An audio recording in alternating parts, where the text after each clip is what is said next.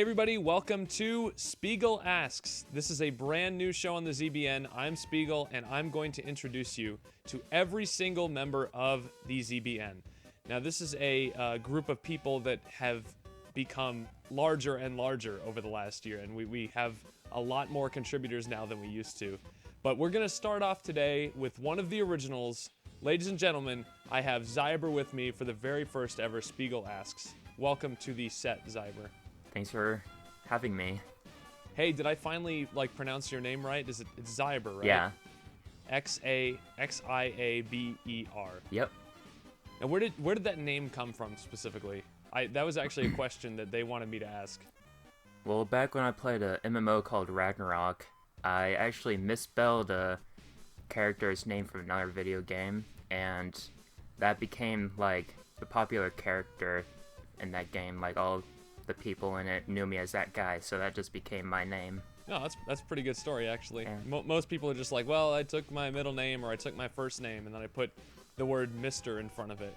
And it's like, well, that's lame. So this is the show, basically. It's just going to be a free-flowing type conversation. So if I can already tell you guys aren't interested, so just turn it off now and let the real fans, stick around and listen to this show. So Xiaber, you have a new job. And you are the IT guy for your college, right? Or one of the IT guys? Yep. Pretty much, I sit in the front line and answer phone calls of everyone and people that come to the desk. We're there to fix all the stupid mistakes that are easy to fix, or otherwise we make trouble tickets so that the people of departments that are in charge of harder things to fix, like telephones, cable, etc., can find out about the issues then. So do you get a lot of, you obviously get a lot of stupid questions. Oh yeah. How do I connect to the internet? And I know my college, they didn't let me connect my 3DS and my Wii U to the internet because they're like, it's a security issue. So there was an additional security passcode that I couldn't, that they wouldn't let me know that I needed to put it on my Wii U. So what is do you guys allow your students to do that? We allow them to connect with a wired internet, so they have wired internet access in their rooms, and they can get a router to be able to plug in 4 at a time, and then we just have to get the MAC addresses for the consoles to register them for you. For the Wii U, they would have to get the adapter for the Ethernet, but 3DS, we technically have a wireless one we can register it for, but the 3DS doesn't like it, so no 3DS. Yeah, it's lame. It's like, I want to play, I wasn't in college when Splatoon was out, but there were games that I wanted to download on the 3DS eShop, and I'd have to go to McDonald's and sit there for hours waiting for their crappy internet to connect, and it's just like, why can't I use the school's Wi-Fi for this? But anyway, you actually, so this is now your new full-time job, right? But you used to have another job, and that was you worked at a pizza place, right? Well, actually, I've been working at the help desk for 2 years now.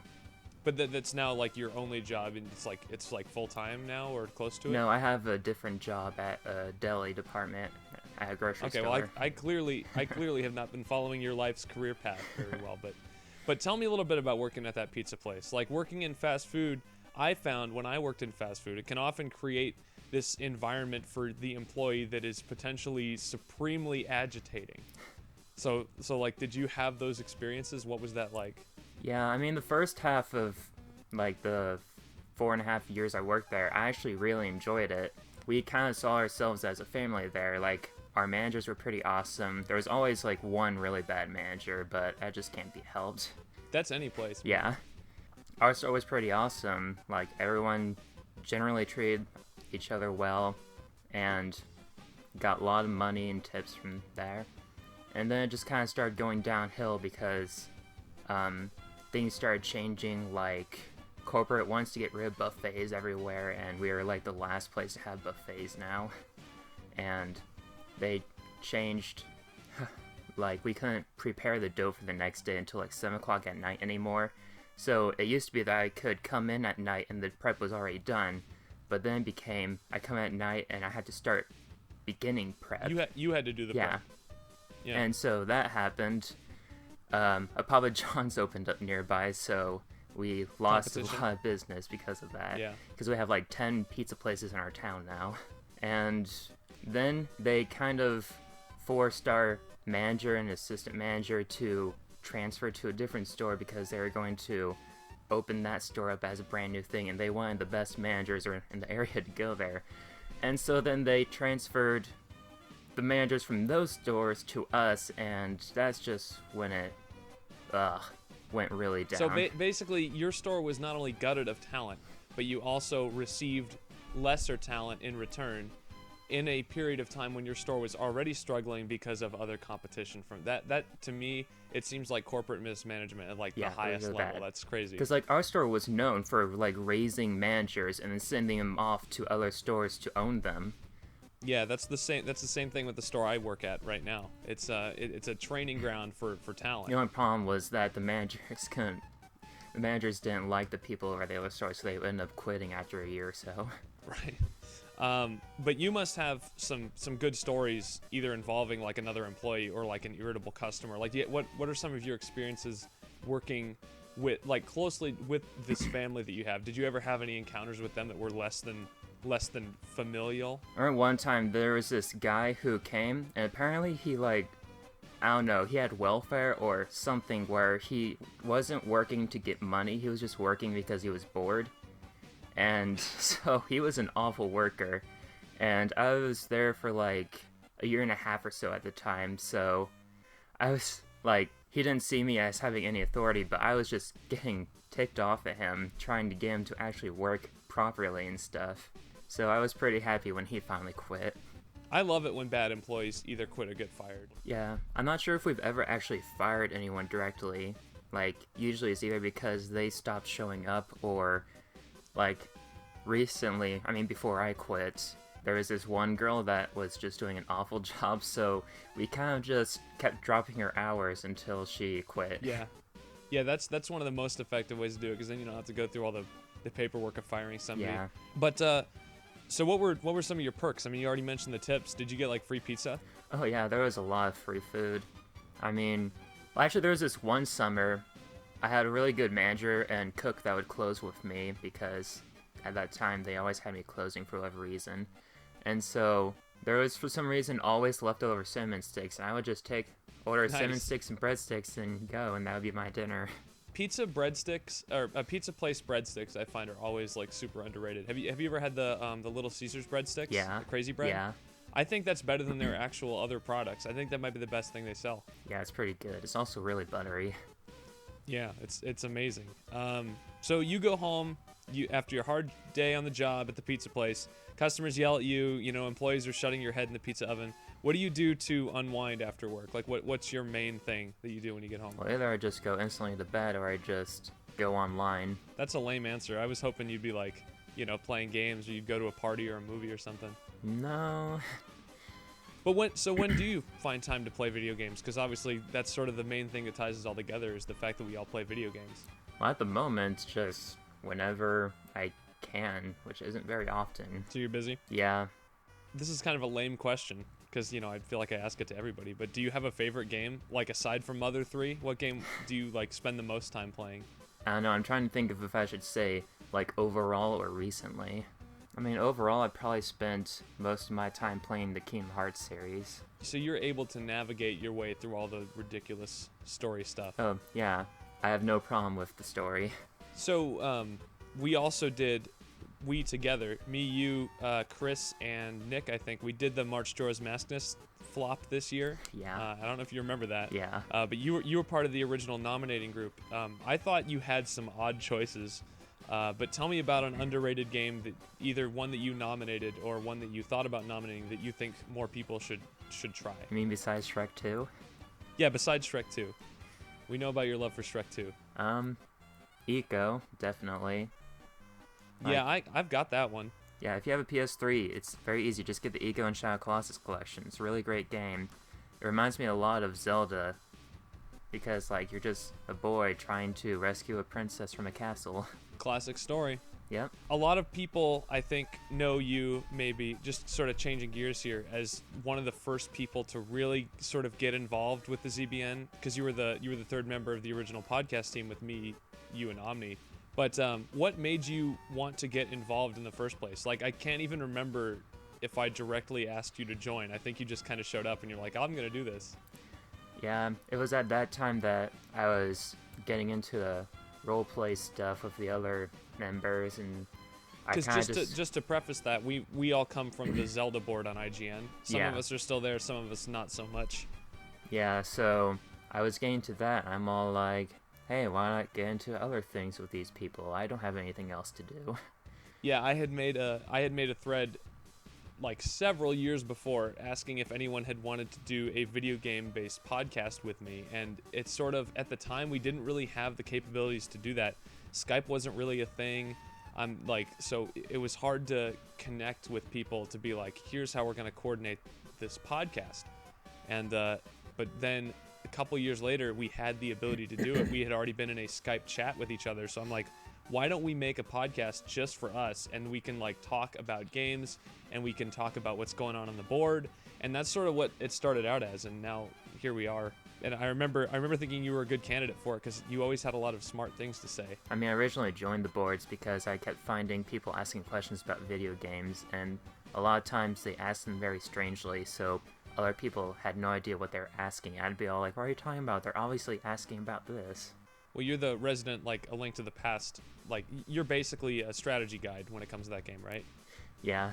What, do you have any other games that you think you're, like, really, really good at, that you know so well that you could easily pinpoint what someone's talking about when they're talking about a certain scene or a certain area? Yeah, most Kingdom Hearts games. Like, I had the first one completely memorized that when I was writing fanfiction about it, I didn't even have to, like, play through the game to remember things. I didn't know that you wrote fanfiction until right now. That's really interesting. Well, it's not that great, and it's been, like, Well, I don't have know, news for you. so many years since I've Most done fanfiction is anything. not that great. I know. So, yeah, it's a sliding scale. I started writing it in order to improve my writing skills. Yeah, I sort of did the same thing for a while when I was a little bit younger. I mean, I still write fiction today, but it's not anything that's really worth reading. Would you say the same thing about your stuff? Like, would you ever share that with anybody? The fanfiction? Yeah. No, I'd rather redo it, but at the moment I'm like trying to write actual novels, so I don't want to. Speaking of sharing things with people, like, is the YouTube channel, the ZBN, is that something that you share with your friends? Like, is it something that you're proud of and you say, look guys, I'm on YouTube, listen to me talk? Well, I share it with my friends at least. Well, yeah, I mean, so that's something. For me, I'm kind of involved in a lot of stuff on this channel, so I don't really like to share it with people, just because I feel like, you know, what if I show them something really good and they like it, and then they go listen to something else and it's not so good? Because I have lots of stuff on this channel I'm not so proud of. I think as long as people are interested in at least one or two series we're doing, it's fine. Yeah, go listen to Effortless and Space Pirate Radio. But you have your own YouTube channel as well, right? Kind of. I mean, have you used that recently, or you just sort of? I've been uploading a couple Smash Bros videos, but it's just like the replays, no commentary or anything. I haven't uploaded any Let's Plays that my friends have done since 2 years ago. What inspired to get you started doing Let's Plays and stuff on the YouTube channel? You just saw other people doing, you're like, I think I could do that too? Basically, my friends and I have seen Let's Plays, and we're all like, we have fun conversations while playing video games, we should record ourselves.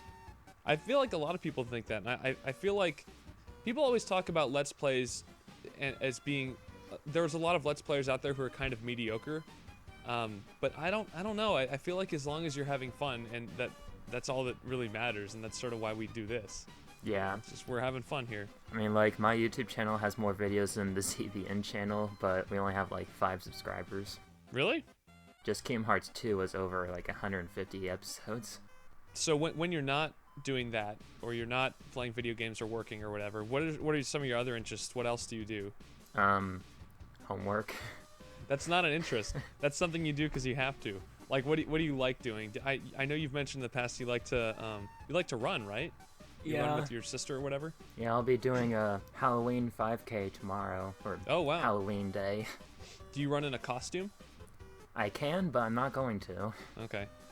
I don't Do you really still- have any costumes. Do you ever dress up for Halloween anymore? I'm kind of like bah humbug about the whole thing. Well, I'll be dressed up as the deli worker for this Halloween. Me too. I'm going dressed as a guy who works for a video game store. Yeah. Actually, what I've been telling everybody is I'm gonna be dressing as a serial killer, but I'm just gonna be like a normal guy, just like every other serial killer. And the first person to ask me why I'm not wearing a Halloween costume, that's the person I'm going to actually kill.